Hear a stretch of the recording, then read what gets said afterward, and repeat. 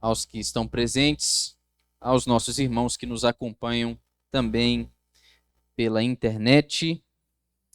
Eu peço aos irmãos, por gentileza, que abram aí as suas Bíblias na primeira carta de Paulo a Timóteo.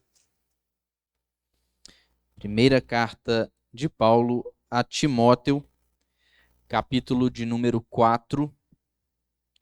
Nós leremos hoje dos versos de número 6 até o verso de número 10, para que nós possamos proceder então com a exposição deste texto. É o texto que nós iremos estudar no último domingo pela manhã, por ocasião aí do pastor Paulo ter testado positivo para a Covid. Eu fiquei designado para substituí-lo. Na oportunidade, nós estudamos aí os primeiros 5 versos deste capítulo de número 4 de Timóteo.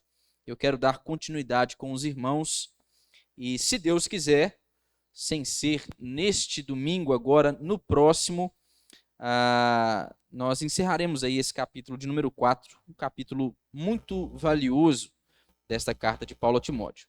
Hoje nós leremos capítulo 4, versos de 6 a 10. Eu vou ler, os irmãos podem acompanhar silenciosamente.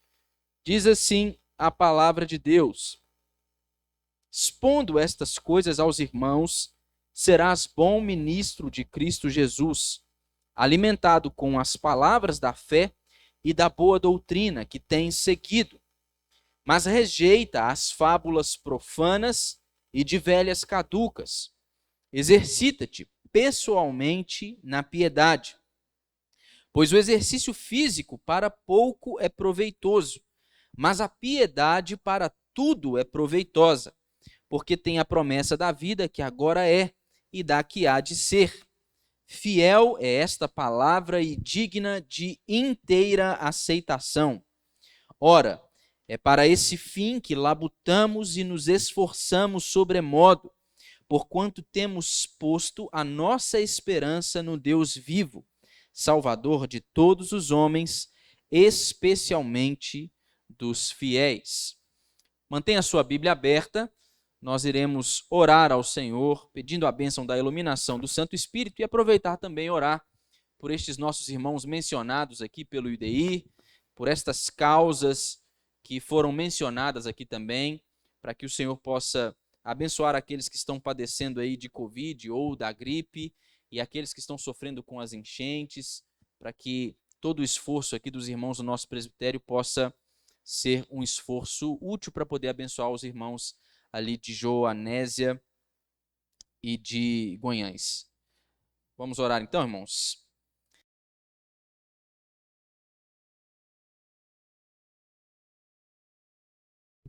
Para que nós então pudéssemos, por meio dela, conhecê-lo e nos relacionarmos com o Senhor. Tendo lido aqui esta porção da tua palavra, nós suplicamos ao Senhor de modo especial pela bênção do teu Santo Espírito. Nós cremos que nós estamos diante da revelação de Cristo Jesus, ó Deus, e é por meio desta revelação escriturada de Cristo Jesus que nós conhecemos ao Senhor e conhecemos também a nós mesmos. Crendo que esta é a tua palavra, nós cremos também que é somente através de uma ação especial do Espírito Santo que nós podemos compreendê-la corretamente. É por isso que nós precisamos, é por isso que nós oramos, é por isso que nós suplicamos para que o Senhor nos conceda esta bênção, para que nós saiamos daqui certos de que ouvimos a voz do Senhor, de que recebemos esta maravilhosa instrução da parte do Senhor, não de mim mesmo, não advinda de capacidades humanas ou quaisquer outras coisas que sejam, mas sim por uma obra poderosa do Espírito Santo do Senhor, a nos testificar estas verdades e a promover em nós aquelas transformações necessárias para que nós venhamos a nos tornar mais parecidos com Jesus, o nosso Salvador. Nós queremos orar também, ó Deus, de um modo especial por todos aqueles nossos irmãos que testaram positivo para a Covid. Queremos agradecer ao Senhor porque as notícias que recebemos são boas notícias. Embora tenham testado positivo para este vírus, nenhum dos nossos irmãos tem sofrido com sintomas graves. Todos eles têm passado com certa tranquilidade por este período. Nós rogamos ao Senhor que seja com cada um deles, que o sustente, que os guarde para a glória do Senhor mesmo. Pedimos também por aqueles nossos irmãos que têm sofrido com esta gripe, que também tem nos rodeado aí, tem feito com que alguns dentre nós aqui sofram com sintomas. Senhor, que por este período também eles possam passar rapidamente com a proteção, a guarda do Senhor. E queremos pedir também de um modo especial para todos aqueles que aqui no nosso estado de Minas Gerais e também em outros estados do nosso país, ó Deus, têm sofrido com os efeitos das cheias, têm sofrido com os efeitos das chuvas. Senhor, muitas pessoas perderam os seus bens, imóveis, muitas pessoas sofreram e de um modo especial nós temos aqui perto de nós a população da cidade de Joanésia e de Piedade de Guanhães. Ó Deus, nós suplicamos ao Senhor que o Senhor possa, ó Deus, ter misericórdia daquelas pessoas e que possa, ó Deus, nos fazer servos úteis do Senhor, instrumentos do Senhor, para poder abençoar essas pessoas com recursos que sejam necessários. Ó Deus, nós suplicamos ao Senhor por esta noite, por este tempo, e agradecemos ao Senhor com o perdão dos nossos pecados, em nome de Jesus. Amém. Meus irmãos, como eu disse aos irmãos, nós temos estudado ali na classe de jovens as cartas pastorais, são as cartas de 1 Timóteo, 2 Timóteo e Tito. E eu aproveitei a oportunidade para poder abordar com os irmãos este capítulo de número 4 da primeira carta de Paulo a Timóteo. Rapidamente, no domingo pela manhã, eu mencionei com os irmãos que Paulo ele escreveu a este jovem obreiro aqui que havia sido deixado na cidade de Éfeso, uma grande cidade daqueles tempos antigos, onde havia também ali uma igreja estabelecida, uma igreja que havia sido plantada pelo próprio apóstolo Paulo e uma igreja que estava sofrendo com a atuação de falsos mestres. Paulo ele queria orientar a Timóteo para que o jovem obreiro ele procedesse de maneira correta à frente daquela comunidade que ele estava pastoreando. E ele queria que Timóteo procedesse de maneira correta à frente daquela comunidade, visando a organização daquela igreja e das igrejas das cidades subjacentes ali à cidade de Éfeso. A carta, então, ela tem por objetivo, um dos seus objetivos, oferecer uma direção a Timóteo. Paulo escreve para oferecer um direcionamento a Timóteo para que ele então possa orientar os crentes de Éfeso quanto ao seu correto procedimento na igreja. Ele vai dizer isso aí no capítulo de número 3, versos de número 14 e 15. Paulo escreve assim, ó: escrevo-te estas coisas, esperando ir ver-te em breve, para que, se eu tardar, fiques ciente de como se deve proceder na casa de Deus, que é a igreja do Deus vivo, coluna e baluarte da verdade. Então, este é o objetivo desta carta de Paulo escrita a Timóteo.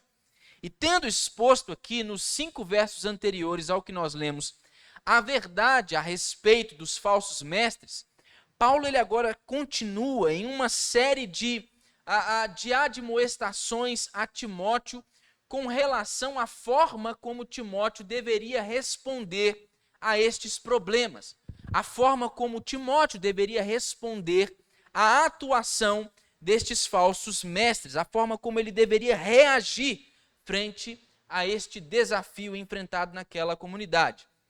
Aqui, Paulo ele começa a dar uma diretriz pessoal a Timóteo, a qual se aplica ao mesmo tempo a todos os ministros do evangelho que são chamados a lidar com situações semelhantes. Tanto era aplicável naquele tempo, quanto é aplicável ainda nos nossos dias. Então, em contraste com os maus ministros que são apresentados aqui nos 5 primeiros versos do capítulo de número 5, em contraste com os falsos mestres que atuavam naquela comunidade, disseminando ensinos obscuros de Satanás, Paulo ele quer orientar o jovem Timóteo a como se tornar um bom ministro de Cristo Jesus. E aí nós podemos pensar o seguinte: como esta é uma carta de cunho bastante pessoal e uma carta pastoral do apóstolo Paulo destinada a Timóteo, às vezes nós podemos nos pegar questionando em qual é a sua aplicação para a nossa experiência. Talvez alguns dos irmãos pensem assim: bom, essa carta é útil para o Lucas, que é um seminarista, que está estudando para poder tornar-se um obreiro, um ministro do evangelho em tempo integral. Talvez essa carta seria útil ali nas aulas que ele tem no seminário, para que eles pudessem então aprender algumas lições acerca do ministério. Mas a realidade, meus irmãos, é que assim como toda a palavra de Deus, ela compreende um contexto específico, ela está inserida em um tempo da história e do espaço.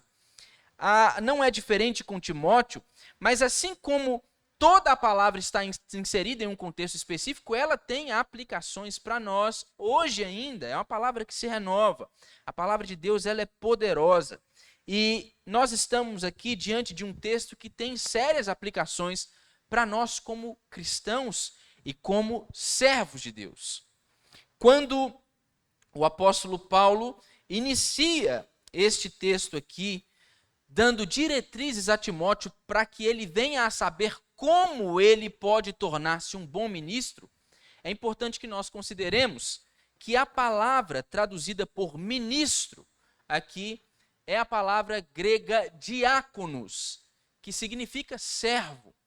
Obviamente, esta palavra tem uma aplicação especial aos obreiros, aos pastores, aos presbíteros, mas esta é também uma palavra direcionada a todo o povo de Deus, a todos aqueles que desejam ser servos de Cristo Jesus. E tem algumas aplicações que nós iremos meditar sobre elas aqui esta noite. Paulo, ele vai dar as suas diretrizes a Timóteo de modo muito pessoal, e ele vai fazer isso ao se utilizar da figura de um atleta no desempenho de sua função. Paulo tem em mente mais especificamente a figura dos atletas do Areópago grego ali. Essa é uma figura muito conhecida para os seus leitores.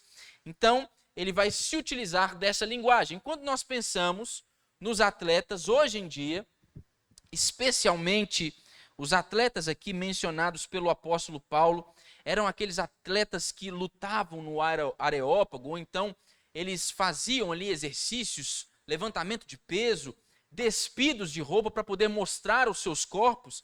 Paulo tem em mente aqui esses atletas, e quando nós pensamos de um modo especial em qualquer atleta, ou especificamente nós poderíamos trazer aí a figura de um lutador, mesmo nos nossos dias, nós sabemos que existem algumas coisas que os atletas devem fazer para que eles possam desempenhar bem o seu papel.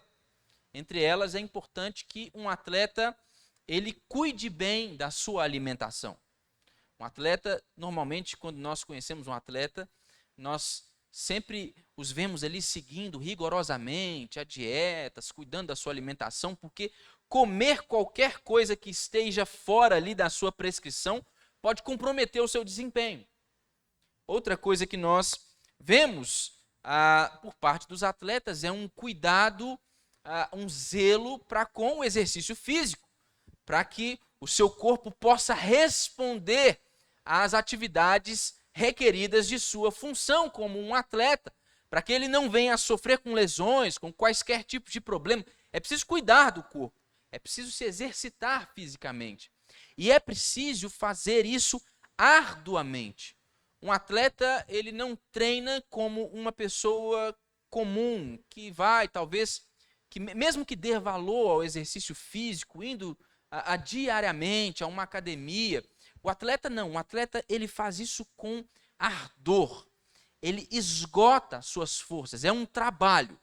Ele vai fazer isso sempre, continuamente e disciplinadamente, para que ele então possa ali desempenhar a sua função em um nível que não é comum para nenhum de nós. Eu converso muito com a Bárbara, minha esposa, porque o meu cunhado, ele foi atleta pan-americano, campeão pan-americano na Colômbia de judô. Chegou a quase integrar a seleção olímpica de judô daqui, faixa preta aqui pela USIPA, e ela sempre menciona a época quando ele estava para competir, que ele tinha que fazer corte de peso, sempre alimentação regrada. Foi atleta do Minas, em Belo Horizonte, treinava rigorosamente 8 horas por dia, era o ofício dele, era o trabalho dele. Nós sabemos que estas coisas são comuns a um atleta naquele tempo e ainda hoje. E Paulo, se utilizando desta figura do atleta, vai recomendar estas mesmas coisas a Timóteo. Ele vai recomendar estas mesmas coisas a Timóteo. Ele vai começar aí, no verso de número 6, dizendo assim: expondo estas coisas aos irmãos. O dever de Timóteo é advertir os seus irmãos do perigo por vir. O perigo que Paulo havia anunciado aqui nos primeiros 5 versos. Ele deveria expor este perigo aos seus irmãos. Ele deve realçar qual será o produto de determinados erros que se apresentavam ali naquela comunidade em sua forma inicial, que já estavam se manifestando, mas que quanto ao seu desenvolvimento, eles ainda pertenciam ao futuro. Paulo, ele afirma expressamente no Espírito que nos últimos tempos, lá no verso 1, alguns apostatarão da fé por obedecerem a espíritos enganadores e ensinos de demônios. Paulo está falando que Timóteo deve expor esta realidade aos seus ouvintes, aos seus irmãos na fé, às suas ovelhas, aos membros da comunidade que ele pastoreava. Ele deve deixar bem evidente para os líderes daquela comunidade, para todo o povo de Éfeso e das cidades vizinhas, que o Espírito, ele havia revelado claramente as características deste ensino falso que já se apresentava naquela comunidade e que continuaria a se desenvolver. Portanto, Timóteo devia alertar os seus irmãos quanto ao modo como eles deveriam combater este falso ensino. E ao expor estas coisas aos seus irmãos, Timóteo provaria então ser um bom ministro de Cristo Jesus, ser um bom servo de Cristo Jesus. Ele vai dizer que, expondo estas coisas aos irmãos, serás bom ministro de Cristo Jesus. A figura aqui, utilizada pelo apóstolo Paulo, é a figura de um garçom servindo ali os seus irmãos. É como se, ao fazer isso, Timóteo, o pastor Timóteo, estaria então servindo aos seus irmãos e sendo considerado um bom ministro de Cristo Jesus. Um bom ministro, ele é aquele que, com uma amorável devoção à sua tarefa, ele, acima de tudo, amando a Deus, mas também amando ao seu povo, seus irmãos, ele adverte os seus irmãos quanto à apostasia da verdade e mostra como se deve tratar o erro. Esta é a função que Timóteo, como pastor, deveria desempenhar junto à igreja de Éfeso. Então, Paulo, ele declara que Timóteo, ele vai se adequar a este padrão, ao padrão de um bom servo de Jesus Cristo, de um bom ministro de Cristo Jesus. Veja aí no verso de número 6. Alimentado com as palavras da fé e da boa doutrina. Aqui então está o nosso primeiro ponto, que remete à boa alimentação que é requerida do pastor Timóteo. Ele deve estar alimentado com as palavras da fé e da boa doutrina. não existe, meus irmãos, melhor nutrição espiritual do que gastar tempo nas grandes verdades da fé. Timóteo, ele tinha seguido essas grandes verdades e ele continuava a seguir estas grandes verdades. Ele continuava a seguir esta boa doutrina. O que basicamente o apóstolo Paulo está dizendo a Timóteo aqui é que se ele quer continuar a ser um ministro qualificado de Jesus Cristo, ele deve então se alimentar constantemente com este tipo de alimento. Esta deve ser a sua dieta especial. Ele deve se alimentar das palavras da fé e da boa doutrina. E ao advertir a Timóteo quanto à necessidade de se alimentar daquilo que é bom para a sua nutrição, naturalmente, deve-se considerar que Timóteo, ele não deve se alimentar de refugos. Veja aí como Paulo vai adverti-lo. Paulo vai falar que ele deve se alimentar das palavras da fé e da boa doutrina, e ele vai dizer aí no verso de número 7, vai adverti-lo, mas rejeita as fábulas profanas e de velhas caducas. Essas fábulas profanas aqui, mencionadas pelo apóstolo Paulo, são as mesmas fábulas e genealogias intermináveis mencionadas no primeiro capítulo, no verso 4. Era uma das manifestações do problema do falso ensino que havia surgido no meio daquela comunidade. Timóteo deve alimentar-se das palavras da fé e da boa doutrina e não se alimentar de qualquer outra coisa que não seja segundo a verdade da fé cristã, na qual ele havia andado e permanecia andando. Há aqui um aspecto positivo quanto ao que Timóteo deve fazer, e há aqui também um aspecto negativo quanto ao que Timóteo não deve fazer em hipótese alguma. E aqui nós devemos parar para poder pensar a respeito da nossa primeira aplicação, irmãos. Se nós não estamos nos alimentando das palavras da fé e da boa doutrina, necessariamente, consequentemente, meus irmãos, nós estamos nos alimentando de qualquer outra coisa. Porque o alimentar-se é necessário para a vida. Nenhum de nós subsiste, permanece vivo, sem que nós nos alimentemos. Mas o modo como nós nos alimentamos e aquilo do qual nós nos alimentamos vai determinar o tipo de vida que a gente vai viver. Se nós comemos bem, isso tem reflexo em nossa vida, de modo que nós vivemos um pouco melhor, com mais saúde.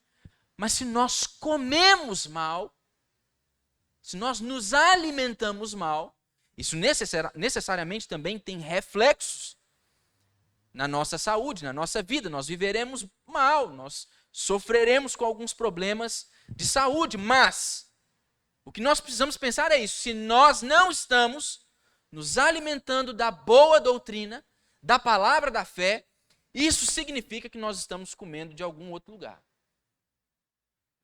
Nós estamos nos alimentando de alguma outra coisa. E isso deve acender em nós um sinal de alerta. Isso deve nos preocupar, irmãos. Veja bem, nós somos negligentes nas disciplinas espirituais. Qual foi a última vez, irmãos, que você se pegou?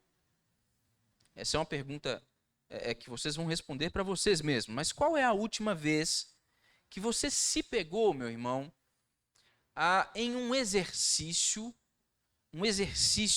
de leitura, estudo e investigação das Escrituras de verdade?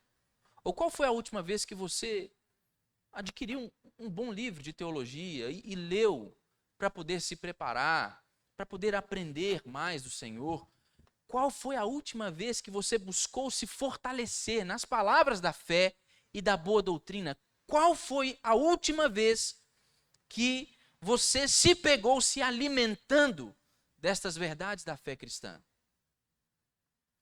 Eu converso com muitos irmãos hoje, da nossa igreja, de outras igrejas, e eu vejo as pessoas do nosso tempo sempre engajadas em alguma coisa. Um exemplo que eu posso dar, eu tenho um grupo de amigos no WhatsApp que a gente conversa sobre diversos assuntos, mas um assunto hoje em comum, que é um assunto comum do nosso tempo, é o assunto de investimento na bolsa, criptomoedas, e está todo mundo, eu não entendo nada disso, mas os caras entendem muito, sabe? Eu tenho amigos ali que hoje vivem disso, entendem bastante, se dedicam, estudam, e ali eles compartilham uns com os outros as informações, fazem seus investimentos. Isso é uma coisa muito comum no nosso tempo, muita gente preocupada com isso, aprendendo, é algo para o qual você precisa dedicar-se, estudar para poder aprender. Mas qual foi a última vez que pessoas engajadas, por exemplo, nisso, cristãos engajados nessas coisas, se dedicaram com o mesmo apreço a estudar a Escritura para sua correta compreensão? Quando nós somos questionados com relação a isso, é normal que nós respondamos que eu não tenho tempo. Eu estou sempre ocupado, eu tenho estudos, os meus afazeres de casa, eu tenho trabalho, cuidado com a minha família, eu não tenho tempo para poder fazer isso. Mas sempre que nós conversamos com os nossos irmãos, nós os vemos engajados em alguma coisa, envolvidos com algo que requer muito do seu tempo. Mas não há a mesma dedicação no alimentar-se das palavras da fé e da boa doutrina. Mas Paulo está ensinando a Timóteo que este é o bom alimento. Para que nós sejamos bons servos de Cristo, nós necessariamente devemos nos alimentar destas verdades e não de nenhuma outra coisa.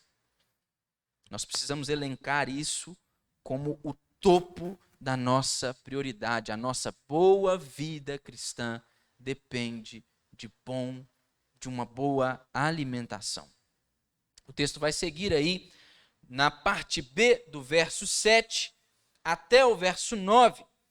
E Paulo, agora rapidamente, mais uma vez, ele contrabalança uma ordem negativa com uma ordem positiva.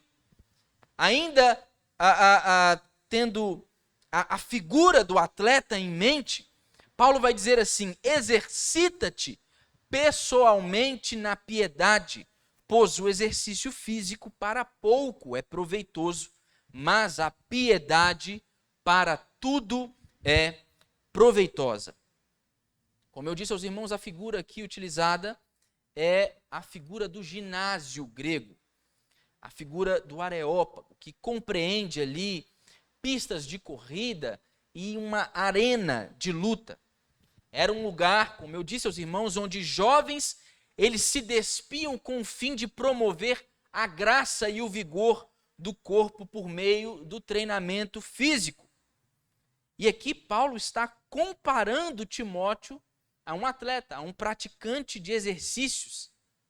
Entretanto, aqui Timóteo recebe a ordem de exercitar-se com vistas à piedade. O exercício para o qual Timóteo é exortado a praticar, ele tem um caráter espiritual.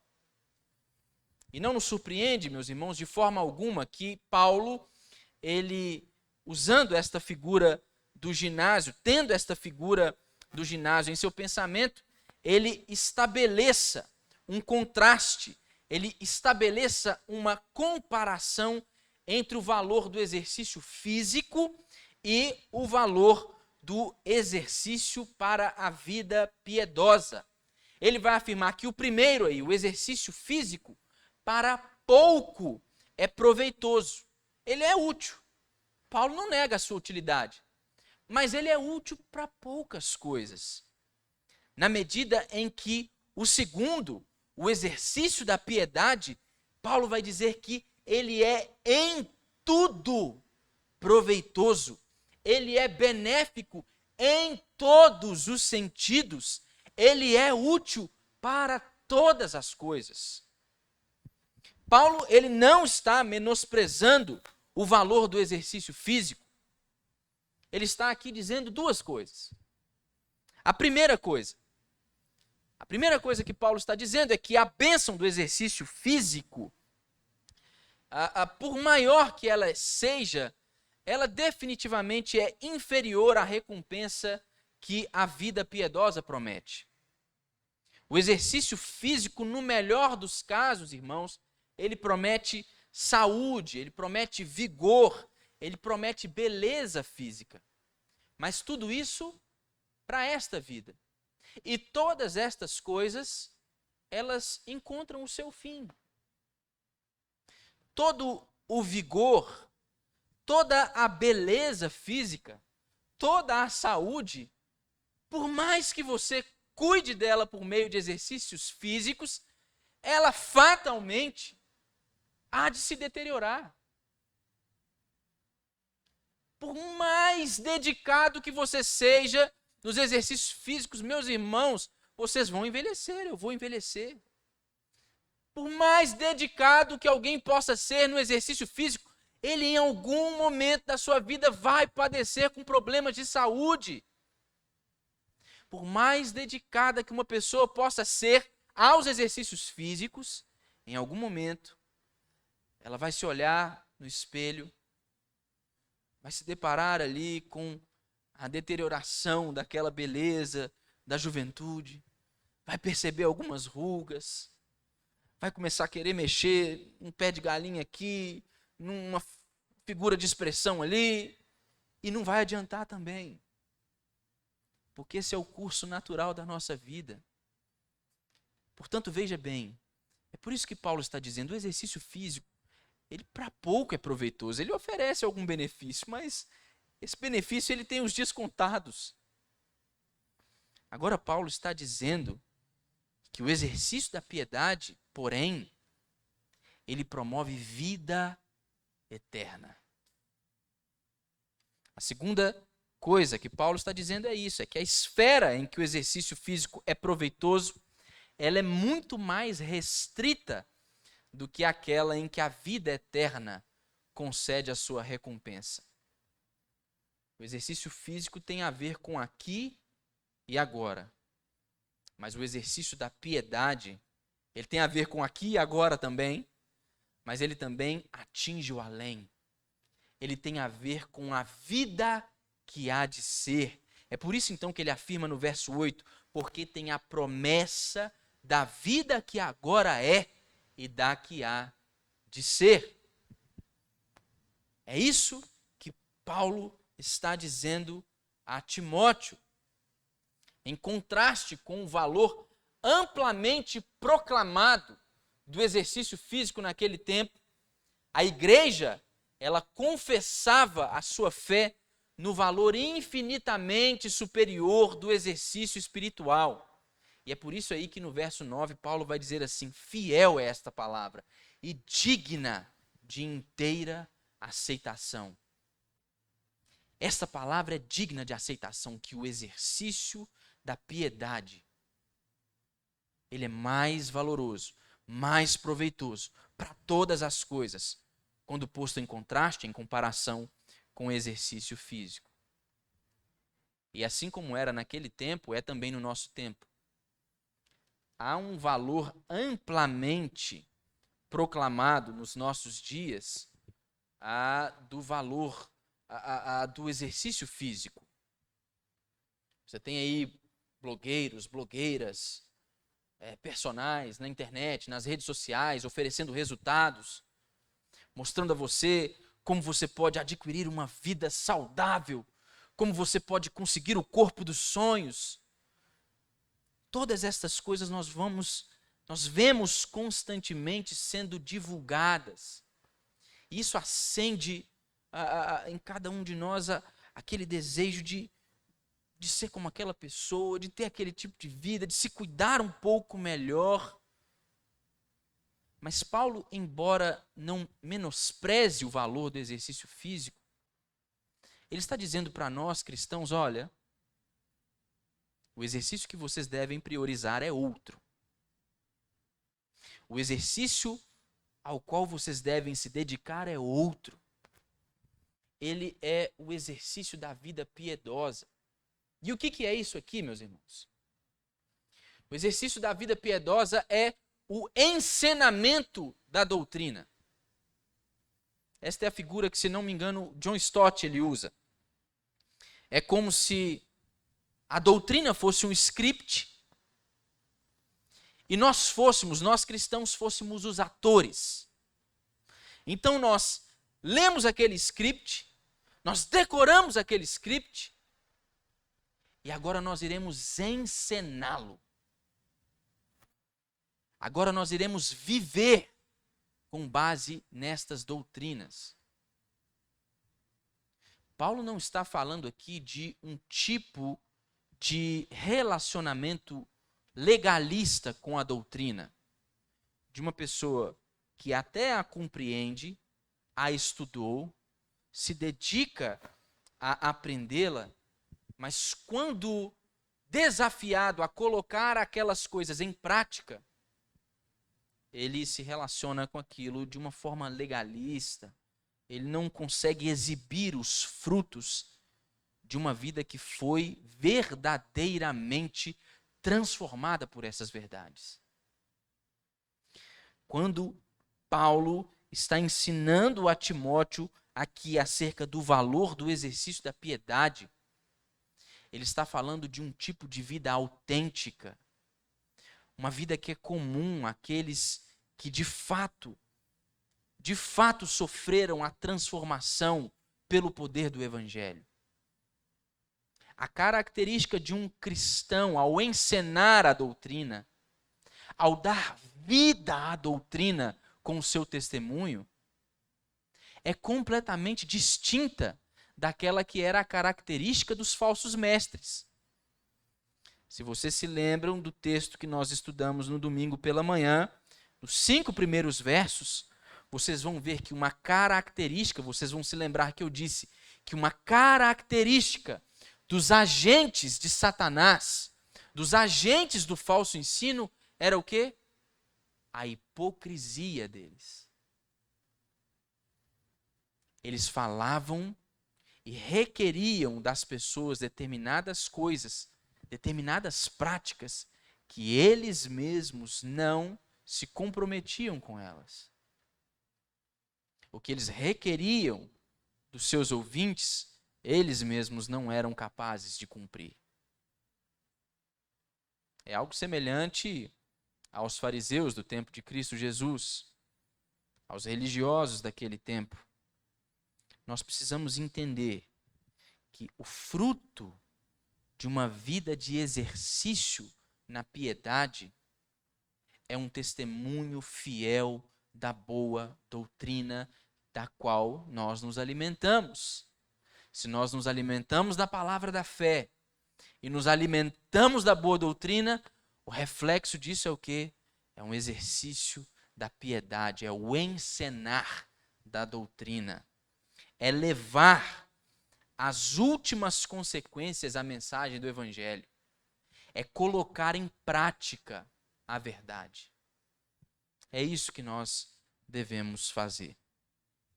Por último, Paulo vai falar com Timóteo a respeito do trabalho duro que é necessário para que ele então seja um bom servo de Cristo Jesus, e é necessário para nós também. Ele vai dizer aí no verso de número 10, ora, é para este fim que labutamos e nos esforçamos sobremodo, porquanto temos posto a nossa esperança no Deus vivo, Salvador de todos os homens, especialmente dos fiéis. A demonstração de que tanto Paulo quanto Timóteo, eles estão profundamente convencidos da verdade que foi expressa na confissão fiel do verso 9, é expressa aqui nesse verso de número 10. É justamente o fato de Paulo e Timóteo estarem convencidos das verdades que foram declaradas nos versos anteriores, que eles se relacionam com isso de forma a batalhar arduamente para obter os seus resultados. O que os motiva ao árduo trabalho de que eles foram encarregados, como ministros do Evangelho de Cristo Jesus, é que eles estão convencidos das verdades que foram expressas aqui nos versos anteriores. Eles estão certos disso. A palavra que aqui é traduzida por labutamos ou trabalhamos, ela sugere um labor vigoroso. E é a mesma palavra que é usada pelo apóstolo Paulo na sua carta aos Filipenses, no capítulo 2, no verso 16, para descrever a exaustão do atleta. Paulo ainda tem em mente aqui a figura do atleta. E quando ele fala sobre esta labuta, este labor, este trabalho duro, ele está falando de levar até as últimas consequências o exercício da piedade. Ele está falando aqui de um labor vigoroso que nos leva até mesmo à exaustão. A ideia aqui é uma continuação dos versos de número 7 e 8. O que nós podemos aprender, meus irmãos, é que a corrida da piedade, ela exige cada gota de energia que uma pessoa possui. A corrida da piedade vai exigir de nós todo esforço. Todo esforço. Todo esforço na diligência com as disciplinas espirituais. Todo esforço na busca por conhecer ao Senhor, segundo revelado na sua palavra.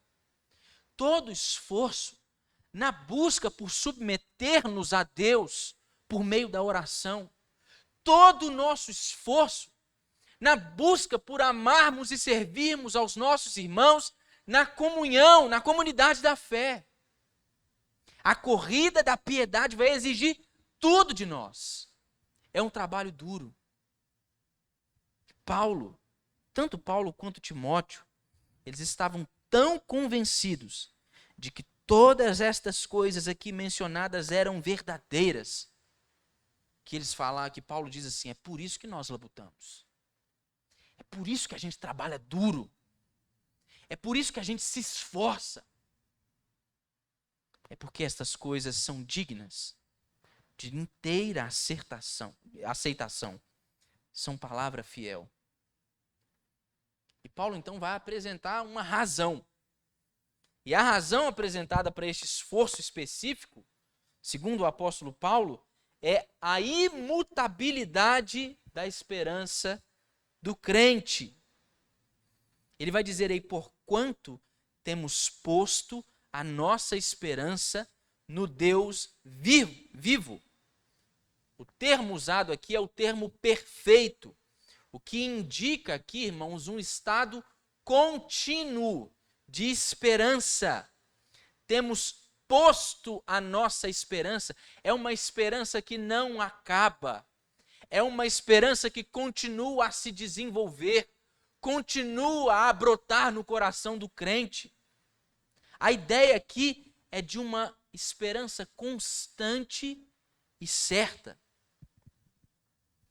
E o fim ou o propósito aqui, para o qual Paulo e Timóteo, eles estão labutando, se esforçando, sem dúvida alguma, é para que homens do mundo inteiro pudessem ouvir o evangelho da salvação e, melhor ainda, pudessem receber a vida eterna, adquirir a vida eterna que o evangelho os oferece.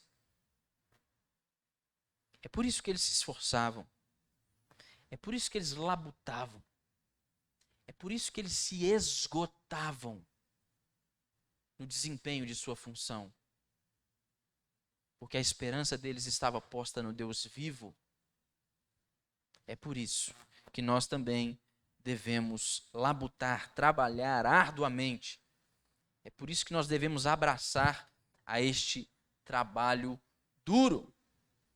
Então, nós vamos ver aqui que tanto Paulo quanto Timóteo, eles de forma muito alegre levam a bom termo a sua tarefa, visto que eles depositaram a sua esperança não em ídolos, não em um Deus morto que não pode cumprir promessa alguma, mas eles depositaram a sua esperança no Deus vivo, que aqui é retratado pelo apóstolo Paulo como o Salvador de todos os homens, especialmente dos fiéis. Os universalistas, que defendem a salvação de todos os homens no fim das eras, no juízo final, dizem que no final o amor vai triunfar e todos os homens serão salvos. Eles se apoiam em textos como estes para poder defender essa ideia. O fato de que Deus é retratado aqui como o Salvador de todos os homens. Mas o termo grego aqui utilizado para Salvador é um termo mais amplo e ele tem uma referência de modo especial aqui neste texto ao fato de ser Deus o protetor de todos os homens, o mantenedor de todos os homens. É basicamente a ideia que na teologia reformada nós a definimos como graça comum. É o conceito de que o sol nasce sobre justos e injustos. E é preciso nos recordarmos que Deus ele estabelece uma aliança especial com o seu povo, mas ele também estabelece um compromisso com toda a natureza e todos os homens. Lembram-se de Noé? Deus destrói a humanidade, aquela criação, preserva Noé e a sua família e alguns animais, mas ao final de todo este episódio, ele faz uma aliança com Noé. E nesta aliança, o que ele promete a Noé? Que nunca mais ele destruiria a terra de modo semelhante ao que ele havia destruído no tempo do dilúvio. É um compromisso de Deus extensivo a todos os homens, mas de um modo especial ao seu povo, e é por isso que Paulo imediatamente coloca em seguida aqui que ele é o Salvador de todos os homens, especialmente dos fiéis. Há uma graça especial, mantenedora, provedora da parte de Deus para os fiéis, para os seus eleitos, para o seu povo, embora também ele preserve a ordem como nós a conhecemos de toda a criação. O que nós aprendemos aqui, irmãos, é que um bom servo de Deus, ele se faz com um trabalho duro. Um bom servo de Deus se faz com um trabalho duro, com o uso constante e adequado das disciplinas espirituais. E por quê? Nós, como servos de Cristo Jesus, somos desafiados a trabalharmos tão arduamente até o nosso esgotamento. É porque a nossa esperança é uma esperança contínua, imutável, posta no Deus vivo, um Deus que cumpre as suas promessas, um Deus em quem nós podemos confiar, um Deus que nos recompensa por todo esse esforço, por causa da sua graça e da sua misericórdia, não por nós alcançarmos este benefício. Um Deus que nos reserva bênçãos especiais e eternas, advindas desta experiência de fé ativa, de fé viva, que testemunha da doutrina e das palavras da fé. E este é um ciclo contínuo e retroalimentado. Nós conhecemos o Senhor, Nós o conhecemos por meio das palavras da fé, da boa doutrina. Então nós nos alimentamos destas verdades. Nós nos alimentamos dessas verdades e então exercitamos a piedade, encenamos a doutrina e fazemos isso com um trabalho duro, arduamente, até nos esgotarmos. E então nós conhecemos mais do Senhor. Nós conhecemos mais do Senhor e nós nos alimentamos mais uma vez dele e nós nos exercitamos na piedade mais uma vez. Isso continua. É um círculo retroalimentado. Esta é a vontade de Deus para que nós sejamos servos bons de Cristo Jesus, servos fiéis de Cristo Jesus. Esta não é uma palavra de Deus somente aos seus ministros, aos seus obreiros, aqueles que foram designados para desempenhar o papel de cuidar de uma igreja.